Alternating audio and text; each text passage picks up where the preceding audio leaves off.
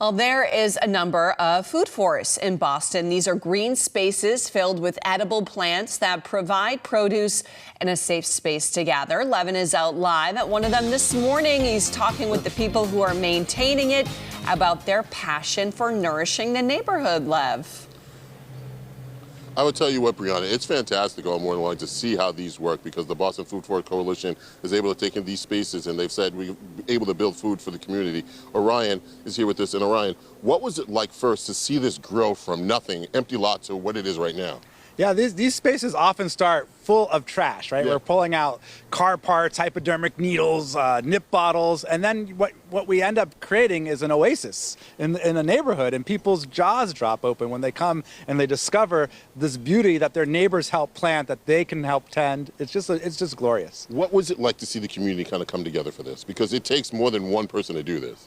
Yeah, and I think one of the things that we find again and again when we're doing food forests is that people say, I've been on the street for 40 years and I didn't know my neighbors' names until we started planting trees together. Right. And so that's community resilience. That's our ability to do projects, adapt to climate change, adapt to the changes coming down the pike, yeah. And also, Liz, when people get a chance to look at this, everything looks wild.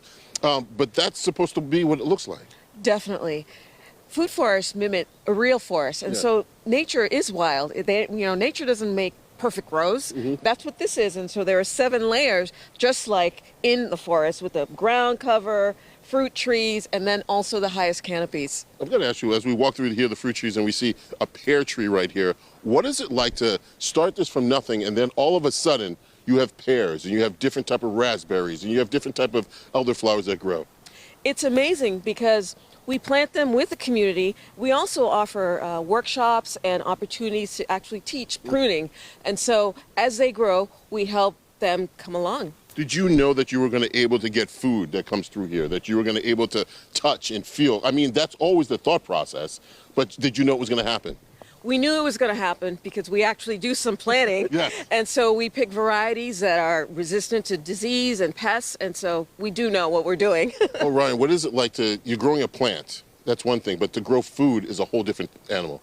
Yeah, I think the whole thing about we have relationships with these plants and we can feed ourselves from the land, and to remember that the scarcity we experience is socially constructed, but this is an abundant world. And so anyone's invited in. Anyone's invited in. Take an apple, leave some for others, you know? It's a beautiful way to be in a relationship with nature. Okay, let's see some of the stuff that we have here. We're going to look at some food and drink. Tell me about this lemonade, Liz. That is sea berry lemonade. And so that comes from the sea berry tree. It packs a punch of vitamin C, and it's more than oranges. And have a taste. Okay. Have a taste. What do you think? The sea berry lemonade is fantastic. Oh, good. Tell me about this fruit strip, Orion. Yeah, so that's sea berry in a different form. That's basically fruit leather, sea berry, and it has a tart flavor, but there's some sugar on the outside. Yeah, it's fun. It's unbelievable, Brianna. And I will say you can also pair it with a raspberry. It is very good. I thought that would be more tart than it was, but it's not. And I will say this, when you get a chance to walk through the forest and see everything that's here, this is what communities are all about, kind of bringing everybody together. Kind of like what you said, this is what's great. And by the way, turn around, Garth. Even the bunny right there in the corner with the white tail loves it. Oh.